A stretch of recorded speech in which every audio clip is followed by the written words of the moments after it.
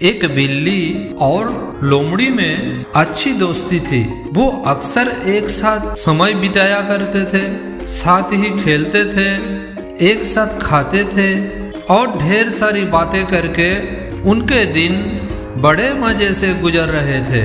लोमड़ी खुद को बहुत चतुर समझती थी और जब भी चतुराई की बात चलती वो बिल्ली को नीचा दिखाने का कोई मौका नहीं छोड़ती थी।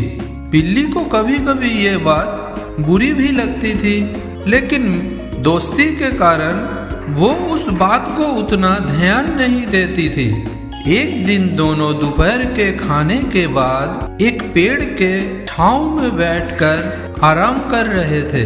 दोनों में बात चल रही थी कि अचानक कोई शिकारी जानवर उन पर हमला कर दे तो वो अपने बचाव के लिए क्या करेंगे। बिल्ली बोली, मुझे तो ऐसी परिस्थिति में बचने का केवल एक ही तरीका आता है, मैं तो वही करूंगी। ये सुनकर लोमड़ी हंस पड़ी और कहने लगी, बस एक ही तरीका? अरे बिल्ली रानी, एक तरीके से तुम शिकारी जानवरों से कैसे बचोगी?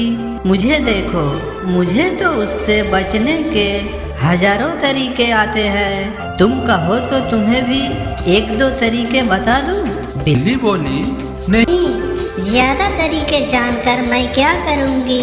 जो मुझे आता है वो अब तक कारगर साबित हुआ है, मैं उससे ही अपना बचाव कर लूंगी। लोमड़ी बोली, हाँ, वैसे भी तुम्हें वो सब तरीके सीखने में कठिनाई होगी, अकल जो कम है। कहकर लोमड़ी हंसने लगी। बिल्ली को ये बात बहुत बुरी लगी। वो बोली, जो भी हो, उसी तरीके से मैं अब तक बचते आया हूँ। भगवान ने चाहा तो आगे भी बचूंगी। तभी उन्होंने देखा कि एक शिकारी कुत्ता उनकी ओर दौड़ता हुआ आ रहा है। दोनों डर गए और सोचने लगे कि अगर उन्होंने फौरन अपना बचाव नहीं किया तो शिकारी कुत्ता उन्हें चीर फाड़ कर रख देंगे।